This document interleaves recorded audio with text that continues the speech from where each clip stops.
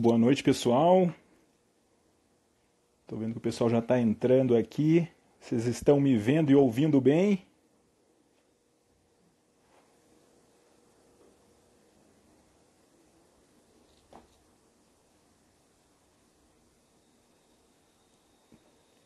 Vamos aguardar um pouquinho aí, o restante do pessoal entrar. Também o nosso convidado, colega aí, Rafael Miziara, deve estar entrando em seguida para a gente dar início ao nosso bate-papo aí sobre um assunto extremamente relevante. Então, estou vendo aí vários conhecidos, o Wilton, a Tec Segurança e Trabalho aqui de Brasília, pessoa que já tive muito contato, muita atuação aí envolvendo ações regressivas. Chegando aí o nosso convidado, nosso colega Rafael Miziara, está entrando aí. Fiquem à vontade, pessoal, vamos aproveitar aí para bater aquele papo sobre esse assunto aí que é bastante polêmico e ao mesmo tempo gera muitas dúvidas, muitas incertezas. Então vai ser extremamente importante a participação de vocês, contribuindo com dúvidas, com sugestões, com críticas. Eu acho que nós temos que aproveitar esse momento de certa forma aí de um confinamento que estamos sendo forçados a aceitar e a conviver. Então é importante que a gente aproveite esse nosso tempo para refletir acerca do que nós devemos fazer para combater nessa pandemia e também do que fazer para preservar os nossos direitos, principalmente direitos trabalhistas e também direitos previdenciários. Vamos aguardar mais um pouquinho aí só para deixar o pessoal entrando, né? Vamos procurar manter aí o nosso compromisso, Maciel Miziara, de pontualidade e começar aí o quanto antes para bater esse papo e esclarecer as dúvidas de vocês.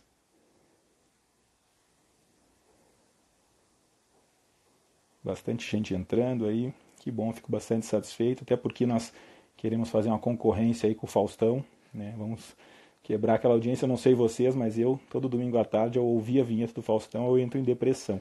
Então, o que eu puder fazer para não assistir televisão nesse momento é de grande valia e agradeço a companhia de vocês aí por não me deixar entrar em depressão nesse domingo à noite, né?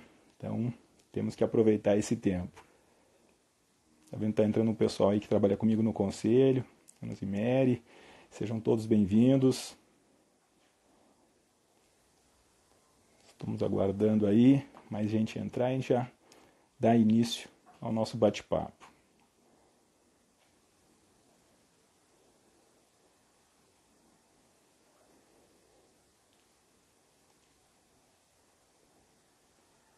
Bastante gente entrando aqui. Deixa eu já escolher aqui. E depois, pessoal, fiquem à vontade aí para encaminhar as dúvidas que vocês têm aí acerca dessas novidades que teremos aí por força, principalmente agora por uma nova alteração, certamente que vamos ter aí, envolvendo uma medida provisória que o governo vai editar. Deixa eu ver quem mais.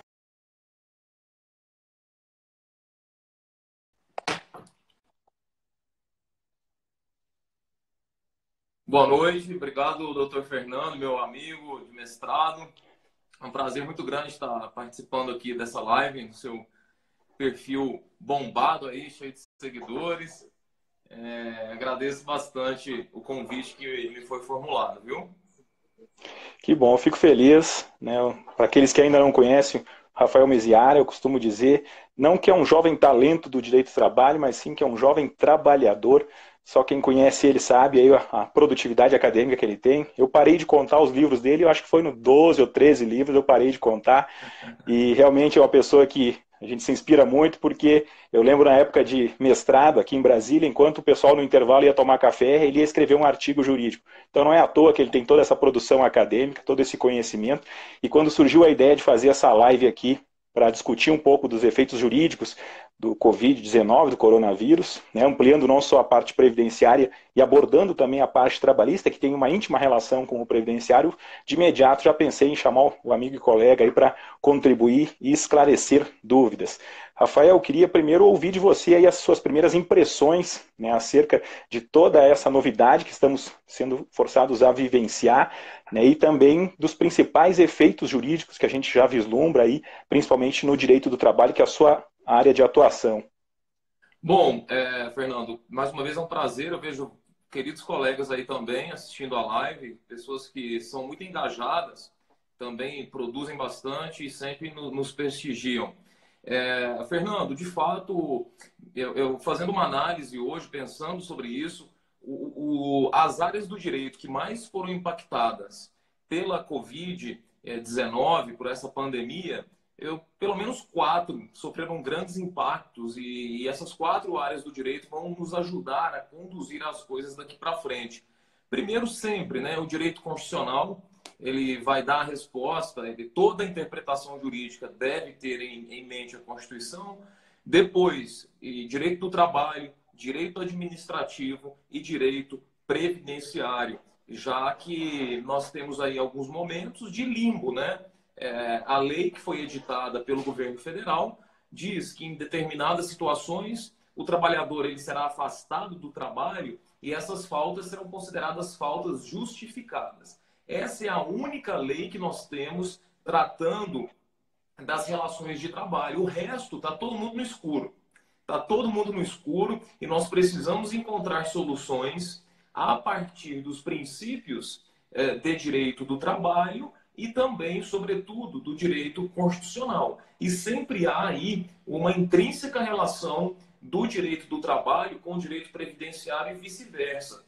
Porque todas as vezes que o trabalhador é afastado do trabalho, a primeira pergunta que nós temos que responder é: quem vai pagar o salário desse empregado? É a Previdência? É o empregado? É o Estado em si, sem ser a Previdência? Né? Então, nós estamos no escuro, né, em razão dessa tímida previsão legislativa, e tão tímida que o governo federal prometeu para sexta-feira, não saiu, mas me parece que até amanhã deve sair a medida provisória tratando de maneira mais profunda desses temas. Então, qual é, Fernando, a recomendação que eu tenho dado para casos que não são tão urgentes assim? Aguardem a medida provisória.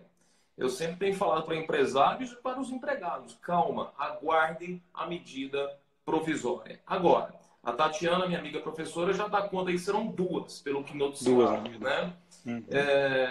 Agora, se for um caso muito, muito, muito urgente, não puder esperar a medida provisória, aí nós temos que encontrar nesse tumulto uma solução que seja mais segura.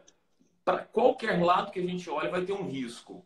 E nosso papel é apontar os riscos e a pessoa que vai tomar a decisão, ela vai fazer uma análise de custo-benefício. Não, vale a pena apesar do risco ou não vale a pena, né? Concordo. E eu acho que nós estamos, de certa forma, nos deparando com uma nova modalidade de limbo trabalhista previdenciário. É aquela situação muito comum do trabalhador que se afasta, recebe o benefício, a Previdência, né, cancela o benefício, ele volta para o trabalho e a empresa não o aceita. Ele fica sem salário, ele fica sem benefício. E agora, por força aí dessa pandemia, nós podemos nos deparar diante de uma situação concreta onde o empregador não vai querer pagar salário porque o trabalhador não está prestando serviço e também pode ter uma resistência por parte da Previdência na concessão desse benefício, né? Ele não só não está prestando serviço, como a empresa parou de funcionar. É um agravante a mais. Então, assim, é claro, nós sabemos que no direito do trabalho a parte mais fraca é o trabalhador. Só que nós estamos diante de uma situação em que toda a sociedade é atingida. Toda a sociedade é atingida. E a partir dessa premissa, eu vou construir algumas soluções que muita gente não concorda. E eu vou dizer aqui um pouco mais adiante. Mas a gente tem que partir da premissa de que é algo que está afligindo toda a sociedade. E é claro, nesses momentos quem mais sofre é o trabalhador, não tenho dúvida disso. Mas nesse caso, também há que se pensar aí naquilo que a Maria Paula Ramalho chama da salvaguarda dos interesses de gestão. O empresário deve sobreviver também, senão não vai ter emprego. Então nós temos que encontrar um meio termo para isso, tá? Aí, Fernando, várias pessoas mandaram perguntas quando eu postei o banner, tá? No meu perfil, eu separei algumas, não dá para responder todas, mas separei algumas que têm gerado mais dúvidas. Agora, o caminho mais seguro de todos, independente de medida provisória, é realmente a negociação coletiva. A negociação coletiva é a hora dos atores sociais entrarem em negociação, em diálogo, não é? Porque a melhor resposta para cada particularidade não vai vir do Estado. O Estado, ele traz uma norma genérica. É uma norma genérica. Só que eu tenho aqui uma profissão que tem uma peculiaridade, um enfermeiro, um dentista, né? Alguém que é motoboy numa empresa de entrega. Veja, são questões particulares. E quem tem que resolver essas questões particulares são os sindicatos, as empresas junto com os sindicatos. Se o sindicato se recusa a negociar, aí já é outro problema. Nós teremos um abuso de direito sindical que outros caminhos nos dão a resposta, né? Mas no direito previdenciário, o que mais tem acontecido aí? Eu acho que é realmente esse limbo, né? Exato, é a dúvida que nós estamos diante daquela situação de concessão ou não de um benefício, né, de uma proteção social por parte da Previdência. Nós sabemos que a doença em si, ela nunca foi um fato gerador de benefício, mas sim a incapacidade. E, de certa forma, isso foi corrigido com a reforma da Previdência, alterando a redação lá do inciso 1º do artigo 201, que substituiu aquela palavra doença e invalidez por incapacidade temporária ou permanente. Né? O exemplo que eu sempre dou é a pessoa, ela pode ser doente, por exemplo, portador de HIV, mas não ter incapacidade para o trabalho. Então, nós estamos diante agora, né, do coronavírus, situação de pessoas que estão tendo que ficar em casa, uma situação de isolamento, elas não estão doentes, não estão contaminadas, mas é uma medida para evitar que elas venham a se contaminar com o vírus. E não vão poder sair de casa, não vão poder trabalhar. Aqui em Brasília, por exemplo, foi editado um ato local que determinou o fechamento dos shopping centers. E aí eu me coloco na situação do dono de uma loja. Eu não vou poder abrir o meu empreendimento, não vou poder, né, manter aquela força de trabalho, vou ter que dispensar, vou ter que fazer aí vou conceder férias coletivas, banco de horas, vou ter que adotar alguma medida ou então demitir esses trabalhadores, né, porque eu não vou estar tendo fonte de renda, por consequência não vou conseguir pagar esses trabalhadores. E aí a dúvida, haveria a possibilidade da Previdência Social, né, em virtude dessa incapacidade nacional de trabalho, uma incapacidade coletiva, em virtude dessas medidas protetivas e preventivas, né, implementar um benefício previdenciário? Hoje mesmo eu estava lendo um artigo que falava, abordando aquela questão da incapacidade biopsicossocial. Então nós temos que fazer uma análise mais ampla, não apenas da impossibilidade física ou psíquica do trabalhador desempenhar a sua atividade, mas em determinadas situações, aspectos sociais podem impedir. E é o que estamos vivendo nesse momento. Eu me lembrei... Por favor, Rafael. Eu tenho uma pergunta para você. A realidade do Brasil não é a mesma dos países da Europa. Nós sabemos muito bem disso.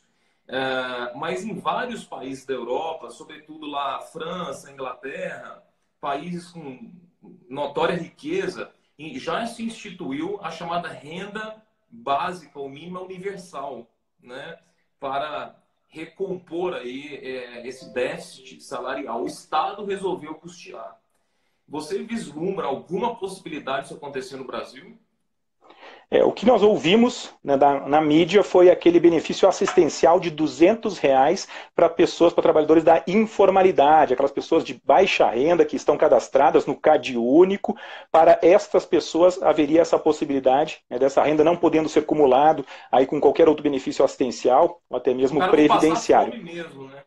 Exatamente, uma situação de extrema emergência. Uma outra possibilidade que nós vimos é decretado o estado de emergência aqui. Nós temos a possibilidade, lá na Lei 8.036 de 90, do Fundo de Garantia, de haver possibilidade de saque de parte desse valor. Eu já ouvi algumas matérias dizendo isso. Vamos liberar até o teto do RGPS, até R$6.000. Trabalhador aí que tem fundo de garantia poderia liberar, que é uma forma do governo injetar dinheiro na economia, né, e impedir, né, maiores efeitos dessa recessão que venha futuramente acarretar um volume expressivo de demissões no trabalho. Então, no Brasil, que a gente já escuta isso. E no aspecto previdenciário, que haveria a possibilidade, primeiro, para as pessoas que estão infectadas, estão doentes, incapacitadas fisicamente de trabalhar, seria o caso de conceder o benefício de auxílio-doença, né? Um detalhe, a Previdência... Isso, um auxílio-doença comum, até porque nós sabemos que é possível um segurado receber o benefício sem se submeter à perícia, àquela modalidade de recepção administrativa de documentos, né, lá previsto no regulamento da Previdência Social, via de regra é utilizada para prorrogar um benefício de um segurado empregado. Então ele já foi submetido à perícia, ele quer aumentar o tempo de afastamento, a prorrogação poderia ser utilizada com base de um atestado de um médico assistente, um médico particular. Mas tem também aquela possibilidade de a concessão inicial de um benefício de qualquer modalidade de segurado ser fundamentada num laudo aí de um médico do SUS, principalmente quando esse segurado está internado numa unidade de saúde. Poderíamos ampliar essa interpretação para aquela pessoa que está em estado de isolamento, aí, de quarentena, e que comprova efetivamente, não precisa ir até o INSS, não precisa submeter a uma perícia, até mesmo colocando em risco de contaminação outras pessoas, e flexibilizar a concessão desse benefício de auxílio-doença. Mas isso para as pessoas que estão doentes e incapacitadas. Até o Rafael ponderou aí, no caso, o auxílio-doença comum. Já me perguntaram se haveria possibilidade de um auxílio-doença, né, acidentário. Vamos pensar num enfermeiro, vamos pensar num médico que atua num hospital. Isso vai depender da comprovação de que essa contaminação se deu em virtude do desempenho da atividade laboral. Exatamente. Até porque, lá no artigo 19 e seguintes da Lei 8.213, Lei de Benefícios, que conceitua o que é acidente do trabalho no Brasil, ela vai dizer que doenças endêmicas não configuram uma doença ocupacional. Por exemplo, a situação da malária. A pessoa mora numa região que tem aí focos de malária, ela está contaminada, eu não vou considerar que isso é uma doença ocupacional. Mas se eu provar que essa doença ela tem nexo causal com a atividade, isso sim ensejaria um auxílio-doença acidentário, estabilidade no emprego, recolhimento do fundo de garantia no período de afastamento. Então, esse é o cenário que nós temos, né? Mas pode ser. Poderia ser. Me colocando no lugar do governo, como eu vou saber que foi de fato no desempenho da atividade? Porque esse enfermeiro ele pode ter se contaminado ao atender as pessoas, no desempenho da sua profissão, mas ele pode ter passado num supermercado para fazer uma compra antes de ir para casa e se contaminou em outro ambiente. Como eu vou comprovar? Mas, na dúvida, nós temos que pensar numa forma mais protetiva aos segurados. Do ponto de vista previdenciário, me parece ser esse o caminho mais técnico mesmo. Acho que uma grande dúvida que o pessoal tem é naquelas situações em que o empregado não está naquelas hipóteses de falta justificada, não está naquela hipótese de falta justificada e também não está trabalhando. E aí, como fica isso, né? Então, como não está na hipótese de falta justificada, realmente não me parece ser um caso de interrupção do contrato, né? Se ele não está trabalhando fora das hipóteses, mas agora, se há um ato formal decretando uma quarentena ou isolamento, a falta é justificada. Se a falta é justificada, e aí realmente me parece que o empregador deve arcar com isso. Se a falta é justificada, o empregador deve arcar com isso. Do ponto de vista técnico, tá? Claro, não é a solução mais justa. Não me parece uma solução justa também, mas do ponto de vista jurídico é essa a solução. E é claro, nós também temos que ter em mente que o direito não é só norma, o direito é fato social. É uma norma que se insere num determinado contexto social, né? Então a gente tem que encontrar um caminho que não permita aí uma solução muito injusta. O pessoal comentou aí duas coisas que me parecem importantes. A primeira, a minha amiga Tatiana disse, mas e uma solução que se os sindicatos não quiserem negociar? Veja, o sindicato ele pode se recusar a negociar desde que ele dê uma recusa fundada e não uma recusa vazia ou abusiva, porque isso configura abuso de direito sindical. Então, se ele dá uma recusa vazia, aí o que diz a lei? O artigo 617 da CLT diz que os empregados podem prosseguir diretamente na negociação. Esse é um primeiro ponto, né? Colocaram aí também em relação ao empregado terceirizado. Veja, em relação ao empregado terceirizado, muito sensível o ponto. Nós sabemos que a empresa contratante ela não tem poder disciplinar sobre esse empregado. Contudo, ela tem a obrigação, e isso nós extraímos da Convenção 155 e da própria Lei 6.019, de zelar pelo meio ambiente de trabalho. O meio ambiente de trabalho não faz diferenciação entre terceirizados ou não. Então, me parece ser a melhor solução afastar o empregado terceirizado e comunicar o seu verdadeiro empregador. É a solução mais prudente. É a solução mais prudente. E aí, hoje, nós temos meios de comunicação virtual, aquela plataforma Zoom, que admite até 500 pessoas, podem resolver essa questão das assembleias, viu, Tati? Aí, reuniões virtuais. Os sindicatos têm plena possibilidade de fazer reuniões virtuais. E a questão do doméstico, Fernando? O pessoal, e a empregada doméstica, o que eu vou fazer? Existe uma recomendação do MPT para que haja o afastamento, né? E se existe alguém doente na família, alguém com sintomas, e o empregador faz com que a empregada compareça, se houver aí uma prova de nexo causal, de que ela foi contaminada ali, o que é difícil, e eu acho que a mera exposição ao perigo já configura um dano moral aí, viu? A empregada vai ficar apreensiva. Como que ela vai trabalhar sabendo que na casa tem gente doente? Me parece um dano moral in re ipsa aí. Agora, se não houver sintomas, não vejo por que essa empregada ela vai ficar dentro de casa, né, tomando com todos os cuidados. Então, eu entendo que esse é o melhor caminho. Se houver sintomas, dispensa a empregada. Se não, chame-a para trabalhar.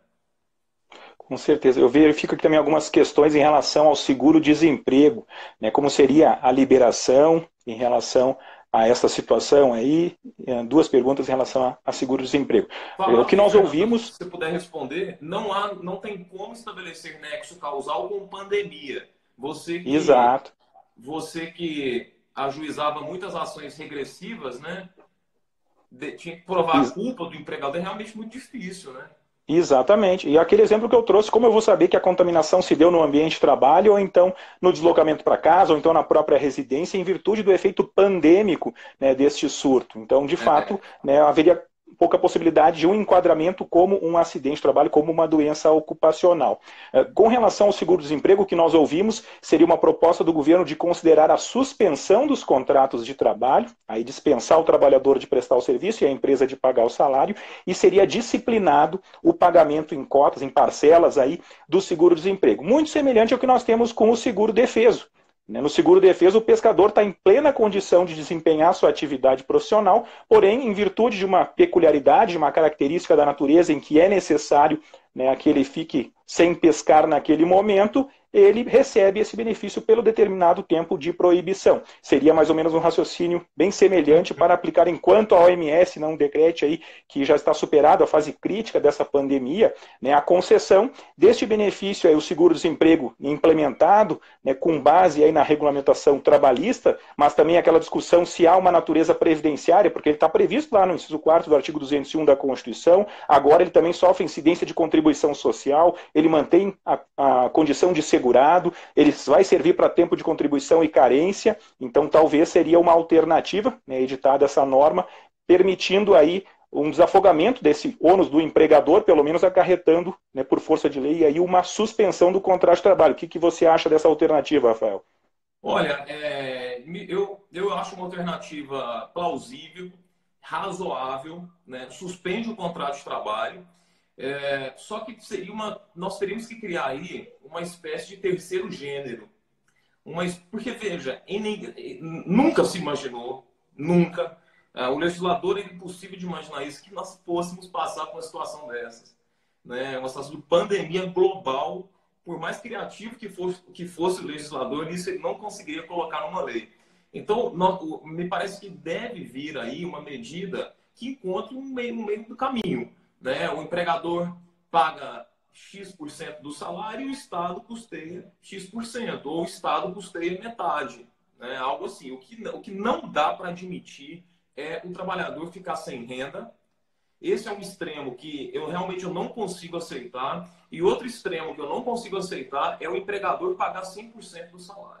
São dois extremos que não podem prevalecer, porque seria uma situação de extrema injustiça. né? Ou o empregado receber tudo, ou o empregado ficar sem receber nada e recebendo tudo, a empresa pagando. Porque ela realmente também está sem fonte de renda, né? Então nós temos que encontrar um caminho. Agora sim, eu vou dizer algo muito polêmico, é a minha opinião, tá? E eu já sei que existem opiniões em contrário. É a questão do fato do príncipe, né? O fato do príncipe se dá quando no direito administrativo. É um pouco parecido com o direito administrativo, mas no direito do trabalho está previsto lá no artigo 486 da CLT. O fato do príncipe é uma espécie de força maior em que o Estado seja, e aqui é muito importante, seja para atender a interesse público primário ou secundário, ele edita um ato que impossibilita a empresa de definitivamente ou temporariamente continuar as suas atividades. E em razão disso, ocorrem dispensas. O empregador vai dispensar empregados. E aí fica a questão, quem vai arcar com as verbas indenizatórias? Veja, por mais que o Estado esteja defendendo o interesse da coletividade, aí eu disse que não interessa se é interesse público primário ou secundário, ele está fazendo isso em benefício de quem? Dele, Estado? Não. Ele está fazendo isso em benefício da coletividade.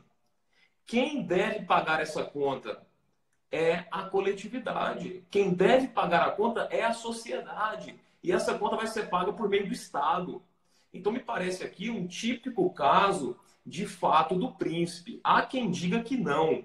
Há quem diga que não, porque o interesse público é primário, porque o interesse não é do Estado. Mas não há na doutrina essa diferenciação, não há na CLT essa diferenciação. E me parece correto que toda a sociedade pague a conta. É um momento de solidarismo. Esse é o momento. E a gente vai pagar a conta como? Sociedade, Estado, né? Eu acho que você respondeu a pergunta que eu acho que o Pedro fez em relação à responsabilidade do Estado para com os prejuízos suportados pelos empregadores. E aplicando a teoria do fato do príncipe, né, realmente teríamos que usar um argumento de solidariedade para custeio de todo esse prejuízo. Eu vi uma outra pergunta aqui, da questão de banco de horas, né? O empregador poderia forçar o trabalhador a um banco de horas negativo sem previsão num acordo de cooperação de trabalho, numa convenção? Não, na verdade tem essa previsão na CLT, né? Que cessado o estado de força maior, o trabalhador pode fazer 2 horas extras por dia, então ele fica em débito em relação a essas horas, sim. Mas há um limite estabelecido na própria CLT que esse banco de horas tem que ser compensado em até 45 dias. E aí, se ultrapassar disso, realmente não tem como se exigir mais, porque tem regra expressa na CLT. A não ser que sindicatos negociem em sentido contrário, tá bom? É interessante até você falar nessa questão do sindicato. Eu lembro, logo com a aprovação da reforma trabalhista, surgiu aquela ideia de que estaríamos aí num momento de enfraquecimento da representatividade sindical, até porque não tem mais o custeio obrigatório. E aí as entidades deveriam mostrar serviço para angariar novos associados. É uma excelente oportunidade, diante deste momento de crise, dos sindicatos aproveitarem isso e mostrar a sua importância de uma representação coletiva, de buscar solução que contemple os interesses dos trabalhadores, mas também não venha prejudicar extremamente os empregadores. Eu acho que é um momento muito profícuo para uma atuação do direito coletivo do trabalho. Não sei se você compartilha dessa opinião, Rafael. Compartilho.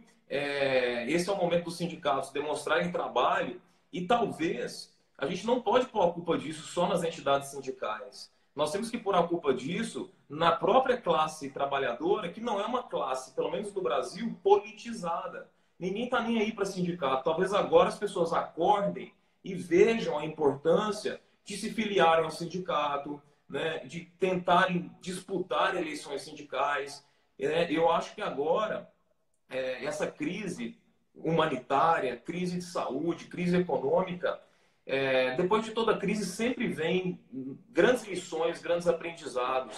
E por mais que seja ruim, eu acredito que dela nós vamos extrair grandes soluções, novos caminhos, novas leis, novas atitudes, novas condutas, e tudo isso vai ser muito bom no fim das contas, né? Claro que não estou falando que foi bom a pandemia, mas dela nós vamos chegar a novos caminhos, né? E principalmente no direito do trabalho. Agora, veja que engraçado, né? Há 2 anos atrás, quando veio a reforma trabalhista, Lembro como se fosse ontem, eu coordenava uma pós-graduação em Teresina, e 2 ou 3 alunos chegaram para mim, professor, eu vou sair da pós porque o direito do trabalho não vai servir para mais nada, vai acabar isso do trabalho.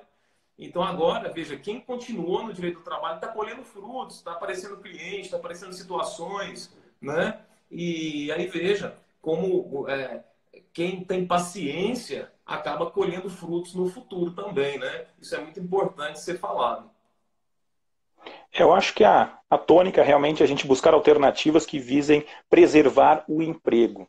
Nós não estamos num momento favorável da economia, mesmo antes dessa pandemia. Nessa mudança da legislação trabalhista, aí, da prevalência do negociado sobre o legislado, surgiu muito medo por parte da classe de trabalhadores acerca de eventuais abusos que seriam cometidos pelo segmento empresarial. Eu acho que é o momento de buscar um amadurecimento dessas relações e lidar com a situação de urgência que nós estamos vivendo. Primeiro momento, buscar preservar o emprego. Depois, buscar alternativas para que não sobrecarregue tanto a parte do empregador quanto a do trabalhador. Temos que também cobrar uma postura do governo nas medidas que já foram anunciadas, aí como liberação de fundo de garantia, também prevê essa possibilidade aí do próprio seguro-desemprego nas hipóteses em que seja considerado suspenso o contrato de trabalho, também permitindo uma atuação mais fácil, aí, menos complexa por parte dos sindicatos para viabilizar, quer seja banco de horas que ainda não estavam acordados, quer seja concessão de férias coletivas, alternativas que gerem o menor impacto possível para superar esse momento que é muito crítico.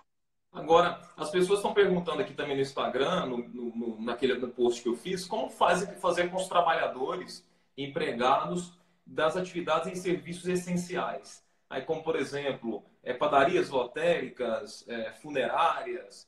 Veja, esse empregado, ele sabe que ele trabalha numa atividade essencial e esse é o momento que a sociedade está precisando dele. Seria ilógico um médico pedir para não trabalhar porque está correndo risco de ser infectado. Não, ele escolheu essa profissão.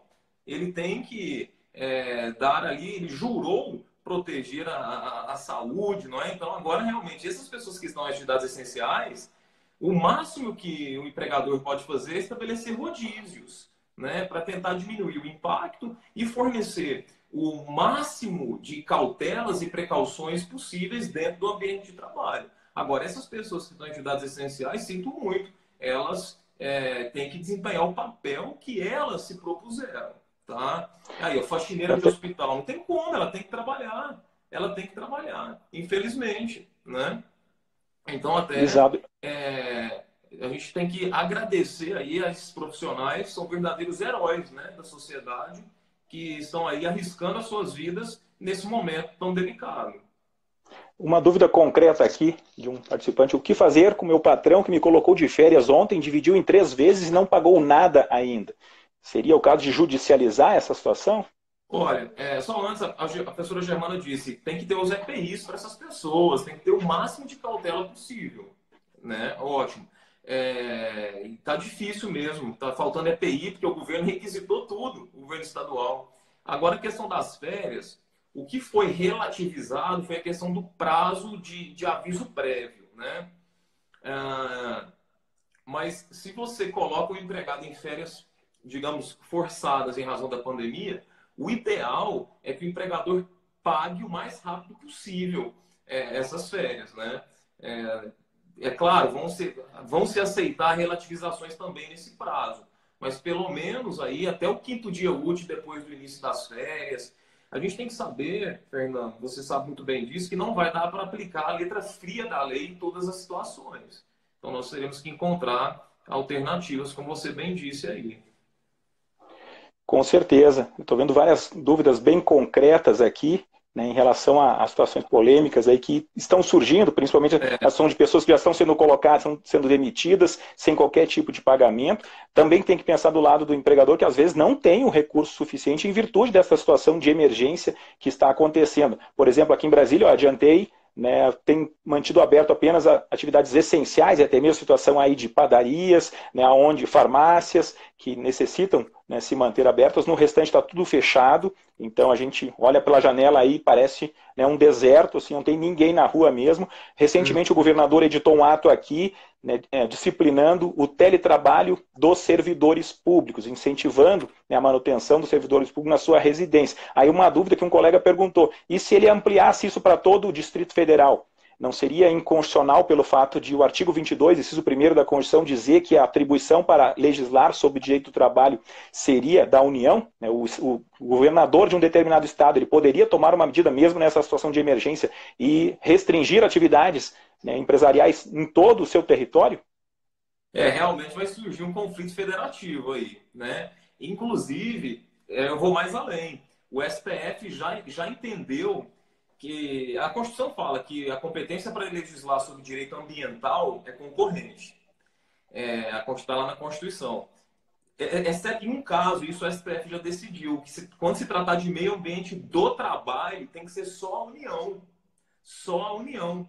E aí, veja, o que nós temos agora é Estado legislando sobre direito ambiental que envolve questões trabalhistas. Então, nesse caso, realmente, nós vamos ter que passar por cima da formalidade em razão da tutela da saúde. É algo muito urgente, né? É algo muito urgente, uma situação muito pontual e não me parece haver aí essa inconstitucionalidade, tá? Tem muitas perguntas que estão sendo feitas que nós já respondemos. Então, eu acredito que o Fernando vai deixar a live salva aí. Isso, a intenção é disponibilizar para todos vocês aí, a partir até daquilo que a gente vem a falar, ou perguntas que eventualmente a gente não consiga responder, né, por intermédio das redes sociais, a gente consiga ir ampliando esse debate, né, e tentando sanar algumas dúvidas, fazendo algumas projeções de cenários futuros, porque eu sempre costumo dizer, o bom profissional, não só do direito, mas de qualquer área, é aquele que previne o problema e não o que resolve o problema. Então, nessa oportunidade que nós temos de bater esse papo, de trocar aí uma ideia acerca de cenários futuros e de interpretações, de aplicações normativas, é muito importante para potencializar essa advocacia preventiva e também para que os trabalhadores tenham ciência dos seus direitos e saber o que fazer diante de uma situação concreta, né? Agora, algo que eu vou repetir aqui, vai vir a medida provisória e ela não vai conseguir tratar de todas as situações. Nós vamos continuar com várias e várias dúvidas de acordo com a peculiaridade de cada profissional, né? Eu acho complicado, igual colocaram aí, uma suspensão para qualificação profissional. Só se for um curso online, né? Seria possível, né? Promover agora uma suspensão para qualificação profissional, mas desde que com cursos online. É uma medida bem plausível de ser tomada. Mas, veja, é preciso que realmente haja essa qualificação profissional. E tem que ser virtual, porque presencial é impossível nesse momento, tá? Bom, algumas outras dúvidas aí? Vou dar uma lida aqui se tem mais alguma que porventura a gente não tenha respondido. E essa também é muito polêmica, é a questão da redução salarial por acordo individual, né? Mas é assim, se você tem 2 juristas conversando, vão sair 3 opiniões sobre aquele tema, né? Então, é difícil você encontrar unanimidade. Eu deixo claro, vocês vão encontrar várias posições dizendo que não é possível a redução salarial via acordo individual, por questões de força maior. Não é possível, porque não foi recepcionado o artigo 503 da Constituição. Aí, pegando o fato do príncipe de novo, nós já falamos, a live está gravada. E outra posição é admitindo, dizendo que a Constituição, nesses casos, deveria ser relativizada em razão daquilo que eles chamam de jurisprudência de crise, né? Abriria aí uma exceção. Então, não tem como dar 100% de certeza e ausência de risco nesse caso. Vai vir a medida provisória e muita gente vai se manifestar contra e muita gente vai se manifestar a favor. Mas eu já adianto, prepondera na doutrina que realmente o artigo 503 da CLT não foi totalmente recepcionado pela Constituição de 88, tá? Uma dúvida aqui que surgiu também, acho que foi a Juliana. O empregado com estabilidade, ele pode ser mandado embora? Poderia ter uma interpretação aí que nessa situação bastante crítica de emergência poderia suprimir esse direito à estabilidade? Não, realmente não vejo como. Em razão de uma pandemia, o indivíduo perder a garantia de emprego, não. A estabilidade, não, viu? Não vislumbro, pelo menos Exato. Tô numa vendo. primeira análise, essa possibilidade, a não ser que ele cometa uma falta grave, né? Uma das condutas do 482 que sejam graves a ponto de imediato causar a sua dispensa, né? Estou vendo aqui também o próprio Nivaldo, aqui, que é um dos representantes dos profissionais prevencionistas, falando que não é só de IPI que faz a segurança do trabalho. De fato, a gente tem que ter essa preocupação, né, principalmente investindo na prevenção do risco. A gente nunca previne a doença ou o acidente, a gente tem que prevenir a ocorrência do risco. Quando o risco acontece, aí sim que nós temos que combater e evitar a propagação e consequências maiores. Mas no Brasil a gente tem que ter essa cultura, e até a ponderação que o Rafael fez, muito pertinente, do entendimento do Supremo, de que a competência para legislar sobre meio ambiente do trabalho e saúde da União, eu discordo, até inclusive a minha dissertação do mestrado abordou essa temática, no sentido de que seria, ambiente do trabalho faz parte do conceito de meio ambiente, por consequência, o artigo 24 da Constituição deveria permitir uma legislação concorrente aí para disciplinar, uma intervenção do Estado, não só na legislação, como também na fiscalização. Acho que isso potencializaria, né, uma melhora de qualidade nos ambientes de trabalho, ao invés de deixar apenas no âmbito federal. Mas isso é uma questão acadêmica, de fato esse é um entendimento do Supremo Tribunal Federal.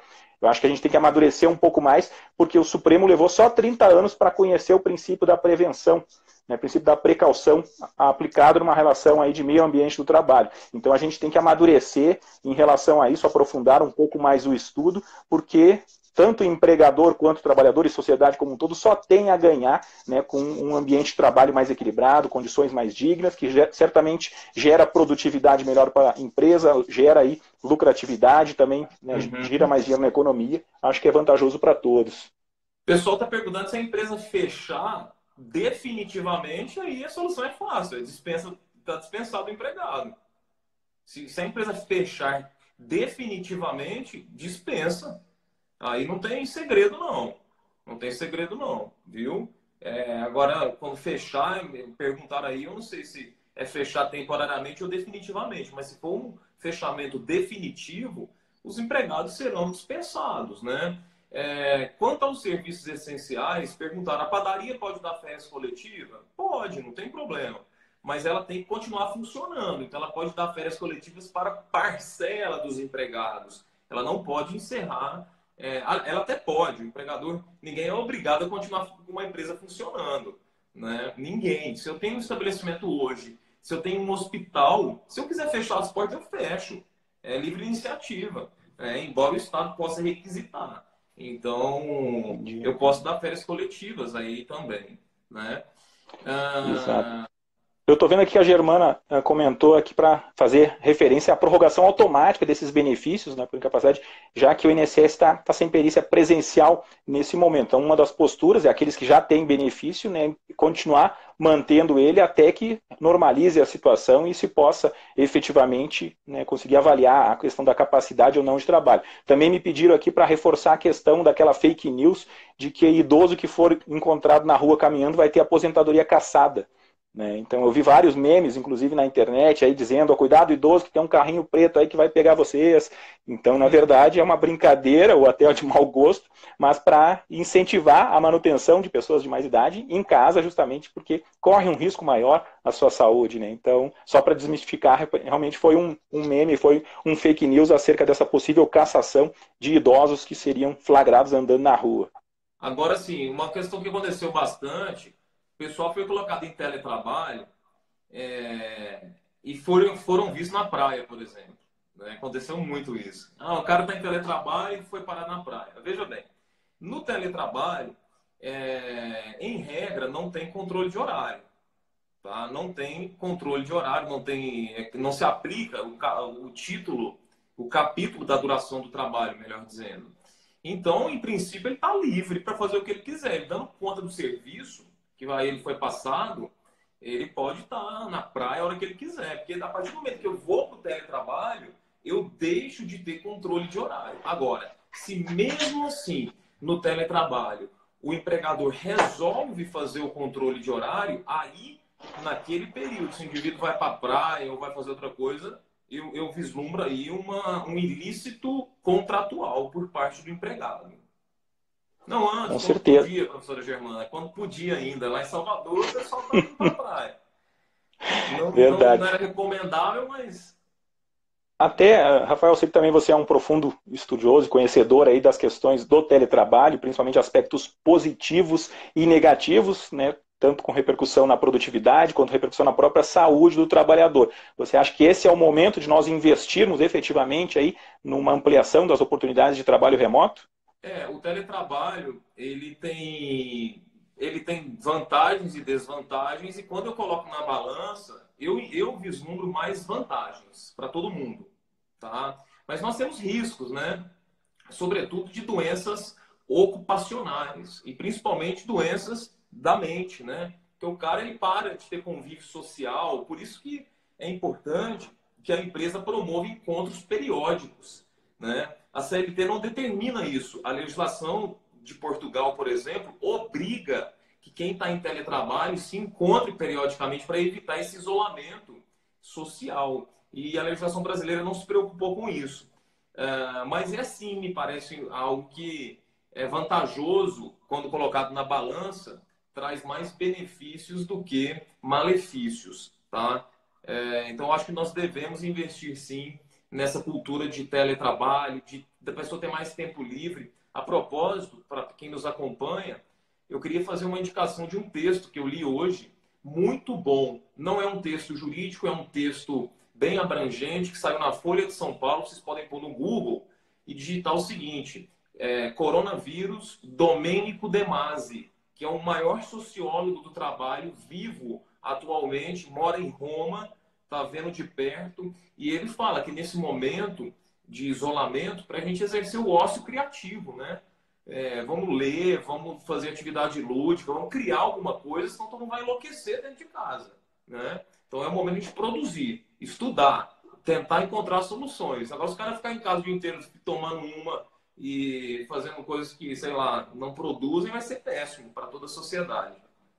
Com certeza, foi muito oportuna a sua colocação acerca aí dos impactos, né, do teletrabalho, até mesmo do confinamento na saúde mental dos trabalhadores, né? Já tem estudos demonstrando aí que pessoas mais isoladas, né, com menos sociabilidade, têm mais propensão ao suicídio. Então, até porque é da natureza humana a sociabilidade. Eu estava lembrando hoje daquele filme Náufrago, do Tom Hanks, por que ele criou a bolinha lá, o Sr. Wilson? Porque se ele ficasse sozinho na ilha, ele iria enlouquecer. Então, o que nós temos visto é uma mudança, né, muito radical na forma de agir da população agora nesse momento aí de confinamento. Esses dias eu tive que ir até o supermercado fazer umas compras de emergência. A gente vê as pessoas totalmente estressadas, parece um clima de guerra, sabe, um desequilíbrio mental. Inclusive hoje eu li também um artigo aí falando que a possibilidade de aumentar o número de feminicídio em virtude de um maior confinamento no âmbito domiciliar entre homens e mulheres. Olha que nível Olha chegamos, isso. né, de preocupação. Então, de fato, eles mostram que há sérias consequências do fato da pessoa não poder ter a sua vida normal externa, exercer a sua sociabilidade, o impacto no dia a dia, o impacto, né, no aspecto mental. E se antes dessa pandemia, né, os transtornos mentais relacionados ao trabalho já eram considerados a doença do século pela OMS, sendo a terceira maior causa de afastamento pelo INSS, agora certamente nós, né, podemos ter aumento desses números envolvendo aí casos de transtornos mentais relacionados ao trabalho. Eu queria agradecer ao pessoal aí que sempre acompanha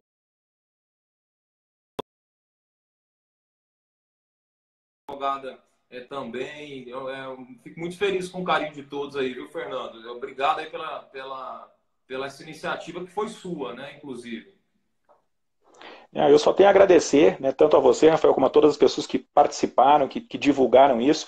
Uma coisa que eu sempre tive um pensamento crítico em relação à rede social, principalmente o WhatsApp, porque acabava afastando pessoas que estavam próximas, né? A gente ia no restaurante, olhava aquela mesa lá, o casal, até os filhos, cada um com um aparelho, né, totalmente isolado. Eu acho que esse mecanismo, essa ferramenta tem que aproximar quem está distante. E nesse momento nós estamos sendo obrigados a ficar em casa. Eu acho importante usar essas ferramentas para que a gente se aproxime, para que a gente exercite esse ócio produtivo, como o Rafael ponderou, né? Vamos pensar em alternativas, vamos nos colocar juntos diante deste mesmo problema e através, né, de um exercício de uma solidariedade buscar de alguma forma contribuir para a superação dessa fase. Eu acho que é o momento da gente aproveitar, né, e procurar se unir nessa situação, quer seja quem tenha conhecimento jurídico, quem tenha conhecimento da medicina, nós temos que ter essa análise mais ampla, a gente tem que enfrentar esse fenômeno, esse problema, né, com todas as ferramentas possíveis. Então, é extremamente saudável, oportuno esse debate que a gente está mantendo aqui e plantando aquela sementinha da dúvida nas pessoas, o que nós devemos fazer, será que a minha vida estava boa, será como eu estava lidando com as redes sociais, como eu, né, para o meu dia a dia.